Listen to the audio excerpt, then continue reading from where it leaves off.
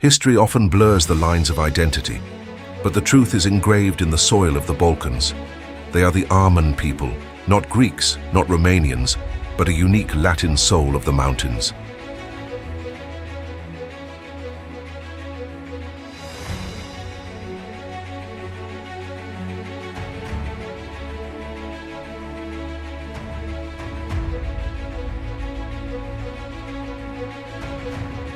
Men like George Averof and Michael Tositsis provided the gold and the vision, their Aromanian heritage fueling their generosity.